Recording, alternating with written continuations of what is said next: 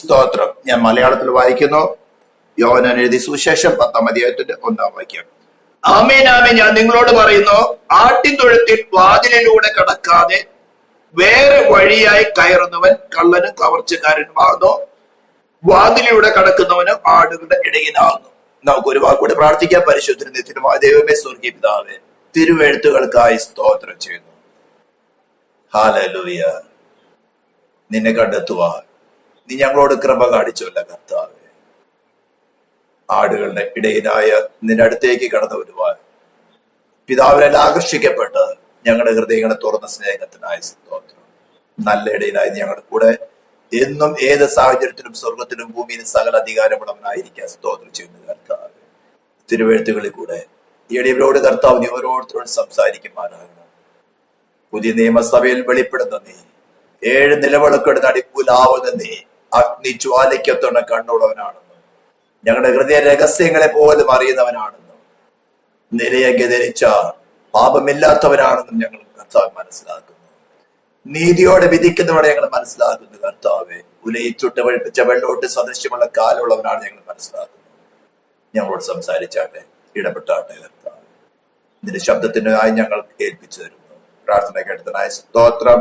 യേശു ക്രിസ്തുവിന്റെ നാമത്തിൽ തന്നെ ആമേൻ.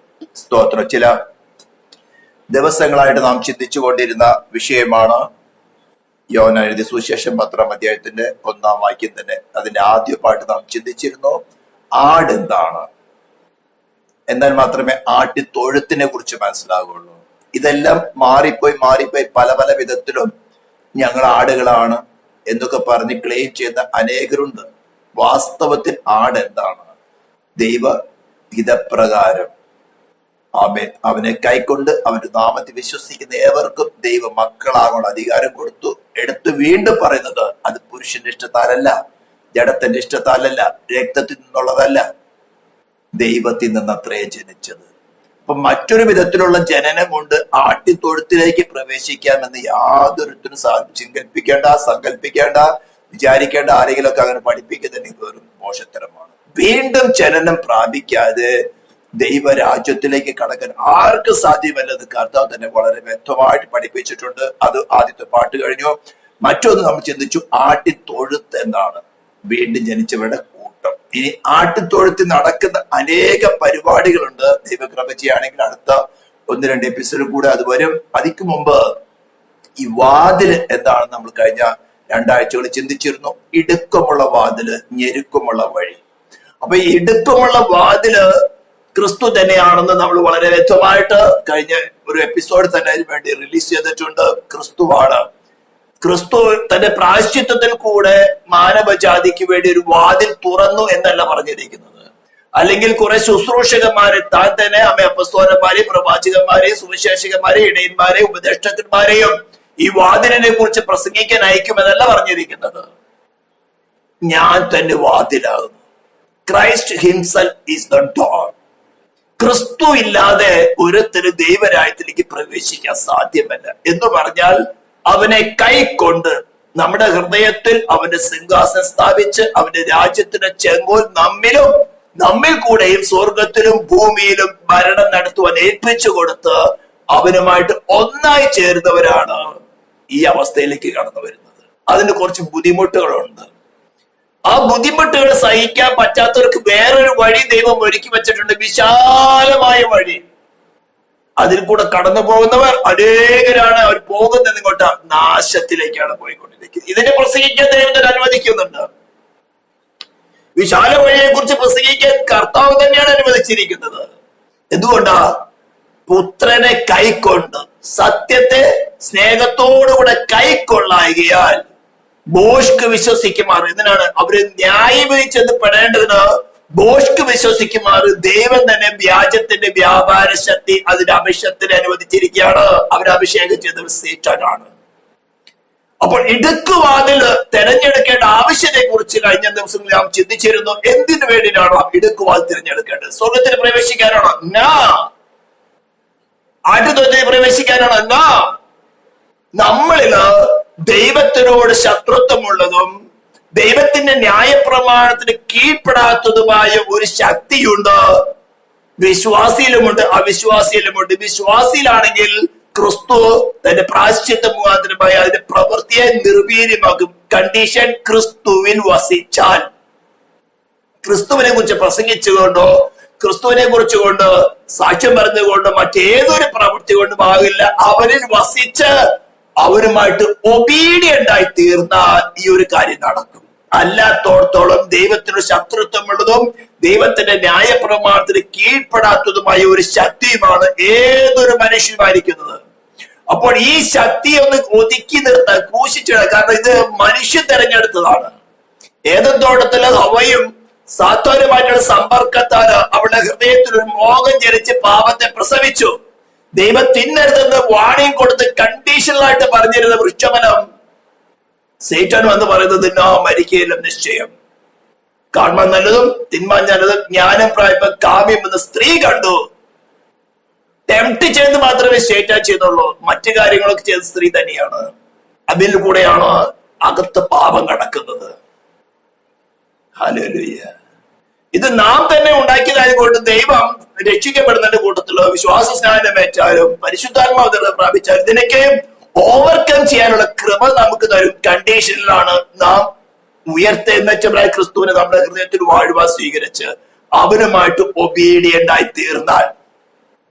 അതിനെങ്ങനെയാണ് ഇടുക്കമുള്ള വാതിൽ നാം തിരഞ്ഞെടുക്കുന്നതിന് പ്രാക്ടിക്കൽ അപ്ലിക്കേഷൻസ് ഞാൻ പറഞ്ഞു തരാൻ ആഗ്രഹിക്കുകയാണ്. ഇത് പഠിക്കണമെങ്കിൽ മത്തായി സുവിശേഷത്തിൽ ഗിരിപ്രഭാഷണത്തിലേക്ക് നാം കടന്നു പോകണം. അവൾ അനേക കാര്യങ്ങൾ പറഞ്ഞിട്ടുണ്ട്.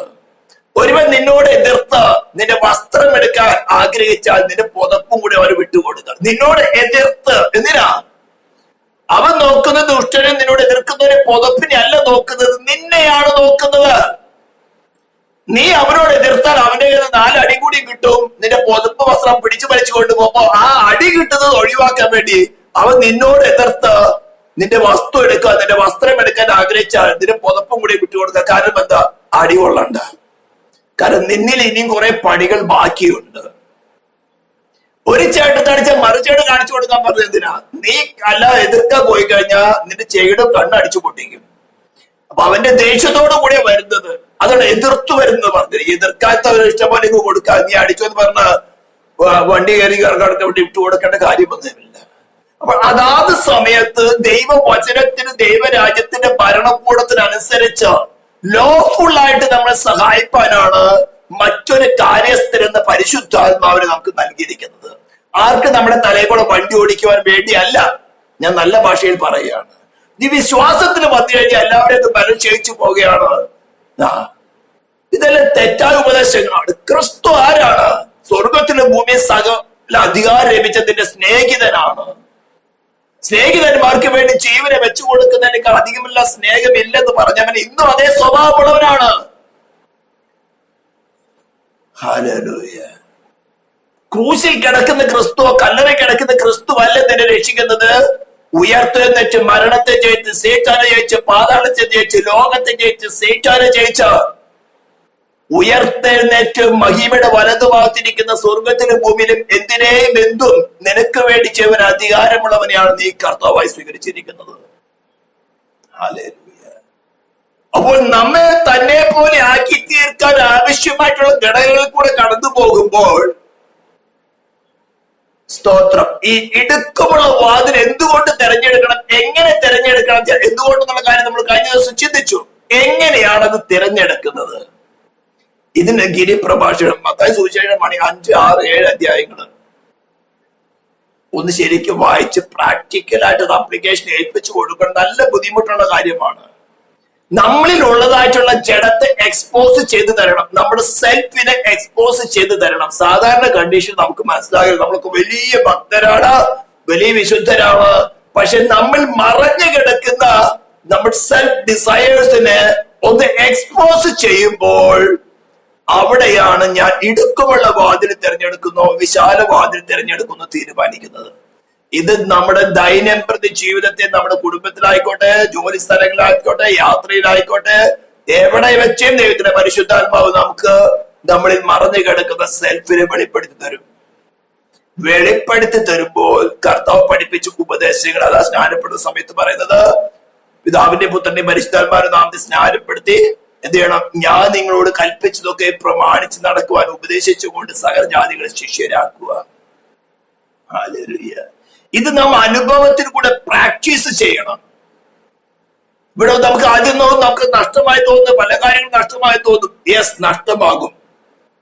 നിനക്കുള്ളതൊക്കെ വിട്ട് പിരിയ. അപ്പോൾ സർവശക്തന്റെ കെയർ, സംരക്ഷണം, പ്രൊട്ടക്ഷൻ നിനക്ക് വ്യക്തമായിട്ട് മനസ്സിലാക്കാൻ സാധിക്കും. അപ്പോൾ അറിയാം, യെസ്, ഈ കർത്താവ് എനിക്ക് നല്ലവനാണ്.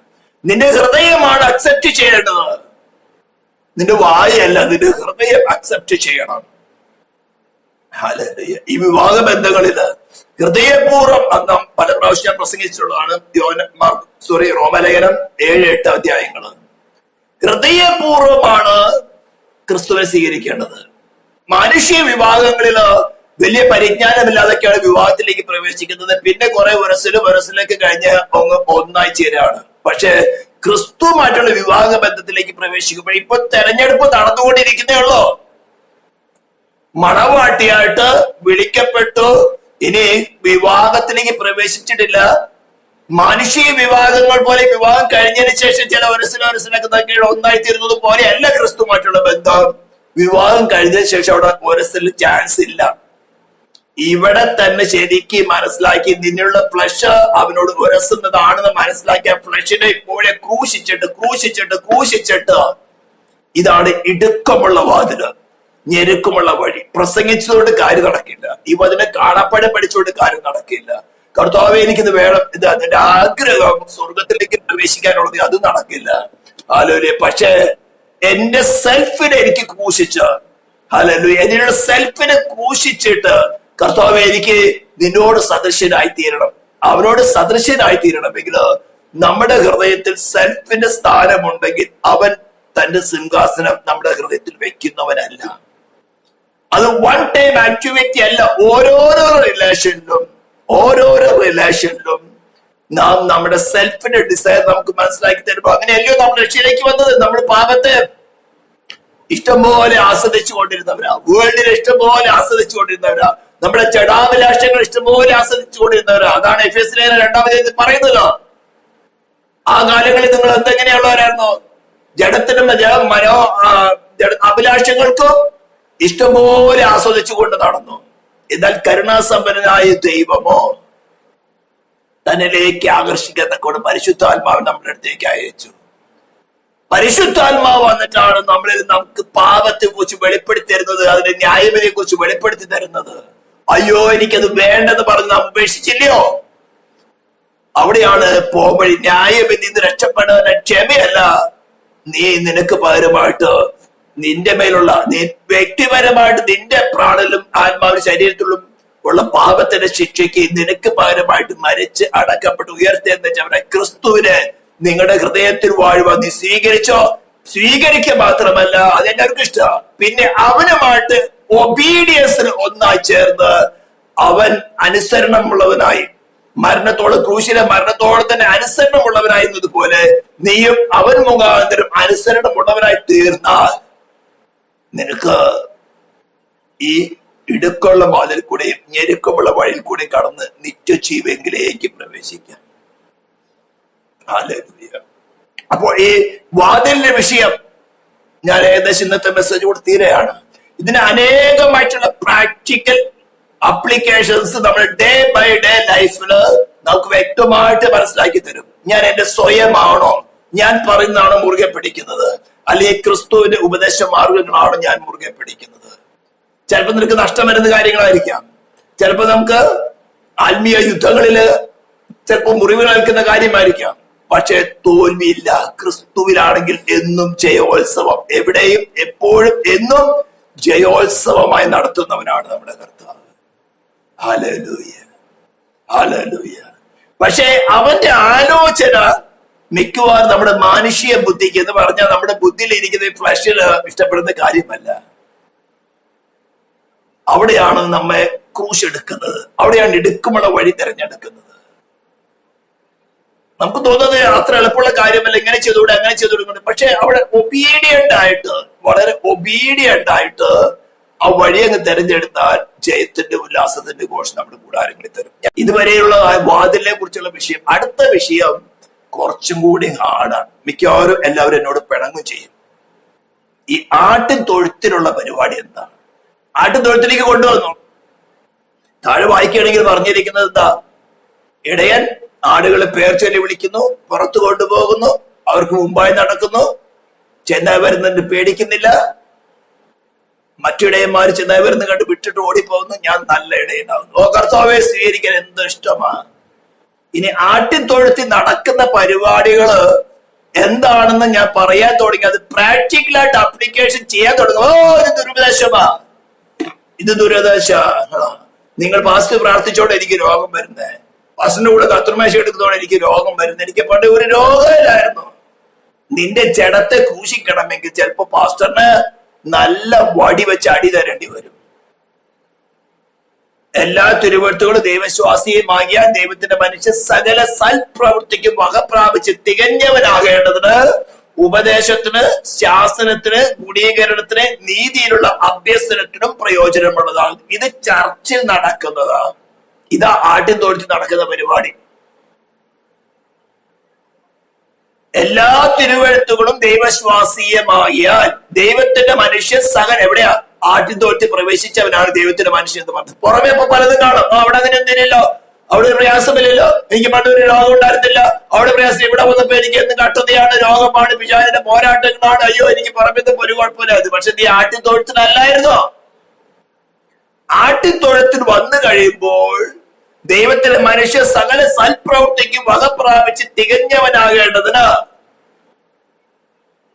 2 തിമോത്തി 3:16 പറയുന്നത്. ഉപദേശത്തിന് നല്ല കാര്യങ്ങൾ മാസ്റ്റർ പ്രസംഗിച്ചോളൂ. ഉപദേശം ശാസനത്തിന് അതിനോട് പറയണ്ട. നിങ്ങൾ മാത്രം മാസ്റ്ററുള്ളൂ, നിങ്ങൾ മാത്രം സ്വർഗത്തിൽ പോകുള്ളൂ. എത്രയോ ആൾക്കാരുണ്ട്. അത് ആട്ടിത്തൊഴുത്താണെന്നോട് നിങ്ങൾ തന്നെ വിവേചിക്കുക. അപ്പോൾ ആട്ടിത്തൊഴുത്തിൽ എന്താണ് നടക്കുന്നത്? പുത്രനോട് അനുരൂപരായി തീരണം, ക്രിസ്തു എന്ന തലയോളം വളരണം, ദൈവത്തിന്റെ സകല നിറവോളം നിറഞ്ഞു വരണം. ഇതാണ് ശുശ്രൂഷകന്മാരെ ഏൽപ്പിക്കുന്ന ജോലി. ആരാകർഷിച്ചു കൊണ്ടുവന്നത്? പിതാവ് ആകർഷിച്ച് പരിശുദ്ധാത്മാവിന്റെ പ്രവൃത്തിയാൽ ദൈവരാജ്യത്തിലേക്ക് പ്രവേശിച്ചു. മറിയുടെ ഉദരത്തിൽ ഞാൻ പല പ്രാവശ്യം പറയാറുണ്ട്, യേശു ഉരുവായതുപോലെ പരിശുദ്ധ ആത്മാവിനാൽ നിങ്ങളുടെ ഹൃദയത്തിൽ ക്രിസ്തു ജനിക്കണം. ഞാൻ പറഞ്ഞ ഓരോ വാക്കുകൾക്കും വിലയുണ്ട്. മറിയുടെ ഉദരത്തിൽ പരിശുദ്ധാത്മാവിനാൽ യേശു ഉളവായതുപോലെ ദൈവത്താൽ ആകർഷിക്കപ്പെട്ട്, പിതാവിനാൽ ആകർഷിക്കപ്പെട്ട് പരിശുദ്ധാത്മാവിന്റെ പ്രവൃത്തിയാൽ നിങ്ങളുടെ ആത്മാവിൽ ക്രിസ്തു ജനിക്കണം. ഇതാ ദൈവ കുടുംബത്തിൽ ജനിക്കേണ്ട വിഷയം. ഇത് വന്നു കഴിഞ്ഞാൽ ഈ ആട്ടിൻ തൊഴുത്തിൽ കുറെ പരിപാടിയുണ്ട്. ക്രിസ്തു എന്ന തലയോളം വളർത്തിക്കൊണ്ടുവരണം, ദൈവത്തിന്റെ സകല നിറവോളം നിറഞ്ഞു വരണം, പുത്രനോട് അനുരൂപരാക്കിയിരിക്കണം. പുത്രന്റെ സ്റ്റാൻഡേർഡ് കുറച്ചിട്ട് നിന്നെ അവരോട് അനുരൂപരാക്കിയ ദൈവ വ്യവസ്ഥയില്ല. ഇന്ന് മിക്കവാറും സ്ഥലങ്ങളൊക്കെ നടക്കുന്നതാണ്. ഞാൻ ആരെയും കുറ്റപ്പെടുത്തിക്കാൻ പോകുന്നില്ല. ഇതാണ് ആട്ടിൻ തൊഴുത്തിൽ നടക്കുന്ന പരിപാടി. അപ്പൊ പേർ ചൊല്ലി വിളിക്കും, പുറത്തു കൊണ്ടുപോകും. തീറ്റ എന്താ? മന്ന. ഉയർത്തെഴുന്നേറ്റവനായി ക്രിസ്തു. അപ്പൊ മന്നയുടെ ഡിമാൻഡ് മരുഭൂമിയിലാണ് മന്ന തന്നത്. ഈജിപ്തിൽ മന്ന കൊടുത്തില്ല. തീയിൽ ചുട്ടതായിട്ടുള്ള മാംസം ചോരത്തിനെ ആചരിച്ച് തീയിൽ ചുട്ടതായിട്ടുള്ള മാംസം പുളിപ്പില്ലാത്ത അപ്പത്തോട് കയ്പിച്ചീരയോടും കയ്യിൽ വടി പിടിച്ച് കാലിൽ ചെരുപ്പിട്ട് അരമുറുക്കി തിന്ന് പുറത്തിറങ്ങിയ സമയത്താണ് പകൽ മേഘസ്തംഭത്തിൽ രാത്രി അഗ്നിസ്തംഭത്തിൽ രാവും പകൽ യാത്ര ചെയ്യണം. യഹോവ ഇറങ്ങി വന്നത്. അല്ലാത്തൊരു മിസ്രൈമിൽ ഇരിക്കുന്നേ ഉള്ളൂ. ചോരത്തിലെ ആചരിച്ചു, ചോരത്തിലയുടെ അനുഗ്രഹങ്ങളൊക്കെ കിട്ടി, സംഹാരദൂതൻ കടന്നു വന്നില്ല, അല്ലേലിയ പാടി അവിടെ തന്നെ ഇരിക്കുന്നേ ഉള്ളൂ. ചോരത്തിലെ ആചരിച്ചുകൊണ്ട് മാത്രമായില്ല, തീയിൽ ചുട്ടതായിട്ടുള്ള മാംസം പുളിപ്പില്ലാത്ത അപ്പത്തോട് കയ്പിച്ചീരയോട് കൊടുത്തിട്ടുണ്ട്. ഈ കയ്പിച്ചീര കൂശെടുക്കാൻ പറയുമ്പോഴാണ് നിങ്ങൾ മാത്രം സ്വർഗത്തിൽ പോകുള്ളൂ. അപ്പൊ ചിലപ്പോ ചില കിട്ടങ്ങള് ഈ അള്ളി പിടിച്ചിരിക്കുന്ന ചില അട്ടയുണ്ട്. അട്ട കയറി പിടിച്ചു കഴിഞ്ഞാൽ ചിലതൊക്കെ പെട്ടെന്ന് പോകും, ചിലത് പിടിച്ച് അത് അട്ട ചോര കുടിച്ച് ചേർത്ത് അതിന് തൃപ്തി അവൾ കുടിച്ചാൽ മാത്രമേ വിട്ടു പോകുള്ളൂ. അങ്ങനെ ചില പാപ സ്വഭാവങ്ങളുണ്ട്. ഇതിനൊക്കെ ഒന്ന് ഒരുക്കിയെടുക്കണം. ഈ അട്ട കഴിഞ്ഞാൽ ഞങ്ങൾ എവിടെയൊക്കെ ആണെങ്കിൽ ഇവിടെ അകത്ത് അട്ടയില്ലേ, വനങ്ങളിലൊക്കെ ഉണ്ട്, ചുണ്ണാമ്പ് പറ്റാന്ന് പറയും. അല്ല, അത് വിടില്ല. അപ്പൊ അതേപോലെ ചില അട്ട കയറി പിടിച്ചിരിക്കുന്ന പോലെ ചില മുറുകെ പറ്റുന്ന പാപ സ്വഭാവങ്ങളെ കുറ്റം പറയുന്നത്, ബാക്ക് ബൈറ്റിങ്, ഇതൊക്കെ വളരെ സിമ്പിളാ, പക്ഷേ നിന്നെ നരകത്തിലേക്ക് എത്തിക്കുന്ന സാധനമാണ്. അപ്പൊ ഇതിനൊന്ന് ഉരുക്കിയെടുക്കണമെങ്കിൽ ചിലപ്പോ പാസ്റ്റർമാർ ചിലപ്പോ കുറച്ച് ചുണ്ണാമ്പ് പരട്ടേണ്ടി വരും, ചിലപ്പോ ചില ആസിഡ് ഒഴിക്കേണ്ടി വരും, ചാരവെള്ളം. പാസ്റ്റർ പ്രാർത്ഥിച്ചിട്ടായിരിക്കും രോഗം വന്നത്. ഇതാ ആട്ടിൻതൊഴുത്ത് നടക്കുന്ന പരിപാടി. ഇതിന് ഒരുക്കമുണ്ടായിട്ട് തന്നെ പ്രാർത്ഥിച്ചുകൊണ്ട് തന്നെ അടുത്ത ആഴ്ച തുടങ്ങി സാറ്റർഡേ മെസ്സേജുകൾക്ക് വരണം. കർത്താവേ, എനിക്ക് ആട്ടിൻതൊഴുത്ത് പരിപാടി ഒന്ന് ശരിക്കും മനസ്സിലാകണം. കഴിഞ്ഞ ഒരു ദിവസം ഒരു സഹോദരനെ വിളിച്ചു പറഞ്ഞു, പാസ്റ്റർ ഈ ചർച്ചിൽ നടക്കുന്ന പരിപാടികൾ എന്താ? ഇന്ന് പലതും പലയിടത്തും നടക്കുന്നുണ്ട്, എന്താ ചർച്ചിൽ നടക്കുന്നത്? ഞാൻ പറഞ്ഞു, 2 ആഴ്ച കഴിയുമ്പോൾ അദ്ദേഹത്തിന്റെ ആത്മാവിനെ ഹൃദയത്തിൽ തന്നുകൊണ്ടിരുന്നായിരുന്നു. അതുകൊണ്ട് പറഞ്ഞു 2 ആഴ്ച കഴിയുകയാണെങ്കിൽ മെസ്സേജിൽ കൂടെ തന്നെ കർത്താവ് സംസാരിക്കും, പ്രാർത്ഥിച്ച് കാത്തിരുന്നോളം പറഞ്ഞു. സ്തോത്രം. അപ്പൊ ദൈവം കൃപിക്കുകയാണെങ്കിൽ അടുത്ത ആഴ്ചയില് ആട്ടിൻ തൊഴുത്ത് നടക്കുന്ന പരിപാടികൾ എന്താണ്, കാര്യപരിപാടികൾ എന്താണെന്ന് ദൈവവചനപ്രകാരം, എന്റെ ബുദ്ധി കൊണ്ടല്ല, ദൈവവചനപ്രകാരം നമുക്ക് ചിന്തിക്കാം. ദൈവം നമുക്ക് സഹായിക്കട്ടെ. നമുക്ക് പ്രാർത്ഥിക്കാം. പരിശുദ്ധമായ ദൈവമേ, സ്വർഗ്ഗീയ പിതാവേ, അനുഗ്രഹിക്കുന്ന മറ്റുള്ള ഈ നല്ല സന്ധ്യാസമയത്തിലെ കർത്താവിനെ വാഴ്ത്തുന്നു. നിന്റെ സ്നേഹത്തിനായ സ്തോത്രം. ദൈവ കുടുംബത്തിൽ ജനിക്കപ്പെടുവാനും ആട്ടിൻ തൊഴുത്തിൽ ഇടുക്കുവാതിൽ കൂടെ തന്നെ പ്രവേശിക്കാൻ കർത്താവ് ഞങ്ങൾക്ക് കൃപ നൽകുന്നുണ്ട്. നിന്റെ വരവ് താമസമെങ്കിലും കർത്താവ് ആട്ടിൻ തൊഴുത്ത് നടക്കുന്ന പരിപാടികളെ കുറിച്ച് കർത്താവ് ധ്യാനിപ്പാനും നിന്നിലായി തീരുവാനും നിന്നോട് സദൃശ്യന്മാരായി തീരുവാൻ തക്കോണം ഈ ശബ്ദം കേൾക്കുന്ന ഓരോ ജനത്തെയും ഒരുക്കണമേ എന്ന് പ്രാർത്ഥിക്കുന്നു. നിന്റെ കൃപയ്ക്കായ സ്തോത്രം. ഇസ്രായേലിൽ നിന്റെ നാമത്തെ അനുഗ്രഹിച്ചുകൊണ്ട് പ്രാർത്ഥിക്കുന്നു കർത്താവ്. നിന്റെ ജനത്തോട് വക്രബുദ്ധിയോട് പെരുമാറുന്ന രാജാക്കന്മാരുടെ മേല്, ഭൂരാജാക്കന്മാരുടെ മേല്, ധന്യനായ ഏകാധിപതി ഭൂരാജാക്കന്മാർക്കും അധിപതിയായ നിന്റെ നാമത്തിലോ അന്യായ കർത്തൃത്വങ്ങൾ ഛേദിച്ച് കളഞ്ഞ് നിന്റെ കർത്തൃത്വം ഏൽപ്പിക്കുന്നു. സ്വർഗീയ ദൂതന്മാരുടെ കാര്യപരിപാടികൾ നടക്കട്ടെ. പ്രാർത്ഥന കേട്ടതിനായ സ്തോത്രം. യേശു ക്രിസ്തുവിന്റെ നാമത്തിൽ തന്നെ നമ്മുടെ കർത്താവായ യേശു ക്രിസ്തുവിന്റെ കൃപയും പിതാവായ ദൈവത്തിന്റെ സ്നേഹം പരിശുദ്ധാത്മാവിന്റെ സഹവാസം കൂട്ടാതെ നാം കേട്ടതായിട്ടുള്ള ഓരോ വചനത്തിൽ നാം എടുത്ത തീരുമാനങ്ങൾ എന്നത്, നാം പ്രാർത്ഥിച്ച വിഷയങ്ങൾ എന്നത്, നാം അനുഗ്രഹിച്ച വിഷയങ്ങൾ എന്നത്, നാം ചെയ്ത ശുശ്രൂഷകൾ എന്നത് ഈ നിമിഷം തുടങ്ങി നമ്മുടെ കർത്താവായ യേശു ക്രിസ്തുവിന്റെ മേഘപ്രത്യക്ഷത വരെയും പ്രവർത്തിക്കുമാറാകട്ടെ. ക്രിസ്തു യേശുവിൻ ജയം നൽകിയ ദൈവത്തെ കരങ്ങൾ ഉയർത്തി ഒരിക്കൽ കൂടെ സ്തുതിക്കുക. Hallelujah, hallelujah, hallelujah. ആമേൻ. കർത്താവായ യേശുവേ വരണമേ. സ്തോത്രം. Thank U.